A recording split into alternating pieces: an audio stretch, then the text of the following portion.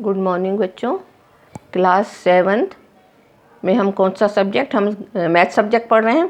Math subject में कल हमने कौन सी प्रश्नावली स्टार्ट करी थी? हमने प्रश्नावली 2.4 स्टार्ट की थी। 2.4 प्रश्नावली का क्वेश्चन नंबर हमने कल वन किया था, ज्ञात कीजिए ना। पहला क्वेश्चन हमने क्या किया था? ज्ञात कीजिए। अब दूसरा क्वेश्चन आज हम करने जा रहे हैं। तो दूसरा क्वेश्चन क्या है? दूसरा क्वेश्चन है कि निम्नलिखित भिन्नों में से प्रत्येक का व्युत्क्रम ज्ञात कीजिए। व्युत्क्रमों को उचित भिन्न, विषम भिन्न एवं पूर्ण संख्या के रूप में वर्गीकृत कीजिए। बच्चों क्या है क्वेश्चन? क्या है कि ये हमको क्या दिए गए हैं? 6 से भिन्न रूप में दिए गए हैं सम्स। गणित में क्या है? ये भिन्न रूप में 3/7, 5/8, 9/7, 6/5, किसमें? भिन्न रूप में। तो इसको हमको क्या करना है? व्युत्क्रम ज्ञात करना है। व्युत्क्रम में क्या होता है कि किसी भी मतलब अंकों का व्युत्क्रम क्या हो जाएगा कि जैसे 3/7 है तो इसका व्युत्क्रम हो जाएगा 7/3, मतलब संख्या उल्टी हो जाएगी, वो उसका व्युत्क्रम कहलाएगा। फिर हमको इसको व्युत्क्रम में लिखने के बाद हमको किसमें लिखना है कि उचित भिन्न, विषम भिन्न और पूर्ण भिन्न में लिखना है ना। किस किस में लिखना है? तो जब शुरू में मैंने प्रश्नावली चालू की थी बच्चों, तो आपको मैंने बताया था कि उचित भिन्न क्या होती है?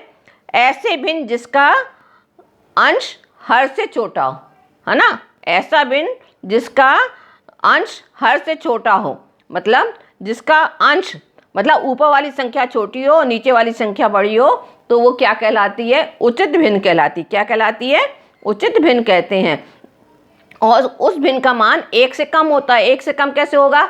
जैसे अब आपको 3/7 और 3 में 7 का भाग दोगे तो दशमलव में आपका आएगा, 1 तो आएगा ही नहीं, तो 1 से कम होगा, वो क्या कहलाता है? उचित भिन्न। विषम भिन्न, विषम भिन्न में क्या होगा? उचित भिन्न के उल्टा हो जाएगा। उसमें क्या होगा? अंश किससे होगा? हर से बड़ा होगा। अंश किससे होगा? अंश से बड़ा होगा, मतलब ऊपर वाली संख्या बड़ी होगी और नीचे वाली संख्या क्या होगी? छोटी होएगी, है ना। तो ये क्या है? विषम भिन्न का मान 1 से अधिक होगा, है ना। विषम भिन्न का मान 1 से अधिक होगा। क्यों? जब ऊपर वाली संख्या बड़ी होगी और नीचे वाली संख्या छोटी होगी। जैसे आपका 7/5 आपको दिया है ना, तो 7 में 5 का भाग दोगे तो एक बार चला जाएगा, तो 1 से अधिक हो जाएगा उसका ना। तो ये विषम भिन्न कहलाता। पूर्ण भिन्न क्या है? पूर्ण भिन्न आप देख चुके हो ना कि पूर्ण भिन्न किसे कहते हैं। तो अब उसको क्या करना है? ये वाली संख्याओं को हमको विषम भिन्न में, उचित भिन्न में और पूर्ण भिन्न में करना है। पहले क्या करना? व्युत्क्रम करना है, फिर उसको चेंज करना, लिखना है हमको। तो हल लिख के पहला वाला सवाल कौन सा आपका? 3/7। कौन सा है? 3/7। अब 3/7 का व्युत्क्रम क्या होगा? तो लिखोगे आप 3/7 का व्युत्क्रम कितना हो जाएगा? मैंने बताया ना, संख्या पलट जाती है, तो कितना हो जाएगा? 7/3।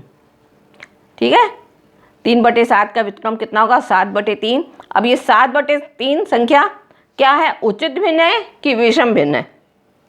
ठीक है ना। तो मैंने बताया था जब जिसका अंश बड़ा होता है, हर छोटा होता है, तो वो क्या कहलाता है? विषम भिन्न कहलाता। क्या कहलाता? वो विषम भिन्न कहलाता है। तो 7/3 क्या होगा आपका? विषम भिन्न।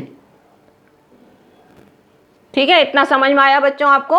अब इसके बाद हमको देखना दूसरी संख्या हमारी कौन सी है। दूसरी संख्या है 5/8। दूसरी संख्या कौन सी है हमारी? 5/8। ठीक, तो 5/8 का व्युत्क्रम क्या होगा? क्या होगा? 8/5। पलट के कितना होगा? 8/5। तो 8/5 क्या होगा आपका? क्या होगा? मतलब विषम भिन्न होगा कि उचित भिन्न होगा? तो इसमें भी क्या अंश बड़ा, हर छोटा है, तो ये भी क्या कहलाएगा? विषम भिन्न। क्या कहलाएगा ये? विषम भिन्न। अब तीसरा वाला क्या है? तीसरी संख्या क्या दी है हमको? 9/7। 9/7। तो 9/7 का व्युत्क्रम क्या होगा? 9/7 का व्युत्क्रम कितना होगा? कितना होगा बच्चों? ऊपर मैंने बता चुका आपको, समझ में आ गया होगा। तो कितना होगा 9/7 का विक्रम? 9/7 का विक्रम आपका क्या होगा? 7/9। क्या होगा? 7/9। अब 7/9 जो आया आपका, तो ये क्या है, आपका विषम भिन्न है कि उचित भिन्न है ना। तो आपने ऊपर देखा विषम भिन्न कहाँ क्या है, जिसका अंश बड़ा है और हर छोटा है वो विषम भिन्न है। यहाँ पे क्या है, यहाँ क्या है, अंश जो है वो हर से छोटा है। अंश क्या है, हर से छोटा है। तो कौन सा भिन्न कहलाएगा, ये उचित भिन्न कहलाएगा। कौन सा भिन्न कहलाएगा, ये उचित भिन्न कहलाएगा। ठीक है, चौथा सम्स आपको दिया है, चौथा आपको क्या दिया है, 6/5 है ना। चौथा आपको दिया है 6/5। तो 6/5 का व्युत्क्रम कितना होगा, 5/6 होगा। अब ये 5/6 है, ये क्या कहलाएगा, ये उचित भिन्न कहलाएगा कि विषम भिन्न कहलाएगा। कौन सा भिन्न कहलाएगा, उचित भिन्न कहलाएगा कि विषम भिन्न कहलाएगा। तो इसमें भी क्या है, अंश क्या है, हर से छोटा है। अंश क्या, हर से छोटा है। तो ये भी क्या कहलाएगा, उचित भिन्न कहलाएगा। क्या कहलाएगा, उचित भिन्न। अब आपका पांचवा है, पांचवा संख्या आपको क्या दी है, 12/7। 12/7, 12/7 का व्युत्क्रम कैसे लिखोगे बच्चों इसको, 12/7 का व्युत्क्रम है कैसे लिखोगे, अभी ऊपर से आप करते हुए आ रहे हो, मैं समझा रही हूँ कैसे लिखोगे इसको। क्या होगा, 7/12। क्या होगा ये, 7/12। अब 7/12 क्या है आपका, उचित भिन्न होगा कि विषम भिन्न होगा। तो ये भी क्या होगा, उचित भिन्न होगा। क्या होगा, ये उचित भिन्न होगा। ठीक, अब आपका छठवां लास्ट वाला क्या दिया, छठवां 1/8। छठवां क्या दिया है, 1/8। 1/8 का व्युत्क्रम क्या होगा, 8/1। ठीक है ना, 8 क्या होगा आपका 1, क्या कहलाएगा 8/1। अब 8 के नीचे 1 है, 1 का कोई मायने ही नहीं रखता है ना, तो हम इसको 8 ही बोलेंगे।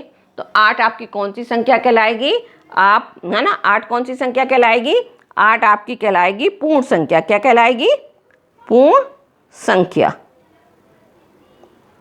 कौन सी संख्या कहलाएगी, 8 आपकी पूर्ण संख्या कहलाएगी। तो इतना बच्चों आपको समझ में आ गया होगा। इसी प्रकार 1/11 है, तो 1/11 का व्युत्क्रम कितना होगा आपका, है ना, कितना होगा, 11/1 होगा। 11/1 होगा तो 1 का कोई मायने नहीं होगा, तो संख्या क्या कहलाएगी, 11 हो जाएगी ना। उस संख्या को हम क्या बोलेंगे, 11 बोलेंगे। तो 11 क्या हुआ आपका, कौन से भिन्न हुआ, विषम भिन्न हुआ, उचित भिन्न हुआ कि पूर्ण भिन्न हुआ। कौन सा भिन्न हुआ बच्चों, बताइए आप, कौन सा भिन्न होगा। तो ये आपकी क्या कहलाएगी, संख्या पूर्ण। कौन सी संख्या कहलाएगी, पूर्ण संख्या कहलाएगी। तो ये 6 सम्स बच्चों अपन ने किए हैं, ये आपको अभी समझ में आ गए होंगे कि कैसे किया और कैसे नहीं किया है। तो ये 6 सम्स आपको क्या करना है, अपनी कॉपी में करना है। क्या करना है आपको, अपनी कॉपी में ये 6 सम्स करने हैं। व्युत्क्रम क्या होता है, किसी भी संख्या को उस संख्या को का उल्टी जो संख्या मतलब पलट जाती संख्या, वो उसका व्युत्क्रम कहलाती है। उचित भिन्न, उचित भिन्न क्या कहलाता है, जिसका अंश छोटा होता है और हर बड़ा होता है, वो उचित भिन्न कहलाता है। और विषम भिन्न क्या कहलाता है, जिसका अंश बड़ा होता है और हर छोटा होता है, वो क्या कहलाता है, विषम भिन्न। पूर्ण संख्या, जो पूर्ण संख्या पूरी संख्या होती है ना, वो क्या कहलाती है, पूर्ण संख्या कहलाती है। तो ये हमने आज प्रश्नावली 2.4 का क्वेश्चन नंबर 2 किए, जिसके हमने आज 6-7 सम जितने थे वो पूरे कर लिए हमने। अब कल इसके आगे का 3rd क्वेश्चन हम करेंगे। इसके आगे के हम कौन से करेंगे, 3rd और 4th क्वेश्चन करेंगे, है ना। उसमें भी ज्ञात करना है, वो वाले हम क्वेश्चन आंसर करेंगे। तो बच्चों इसको क्या करना, आपको अपनी कॉपी में नोट करना है, और नोट करके आपको खुद अपने आप करना है। ये आपका होमवर्क है, दोबारा आप इसको करोगे, ये क्या आपका होमवर्क है। तो बच्चों इतना आपको समझ में आ गया होगा, इसके आगे के हम कल करेंगे।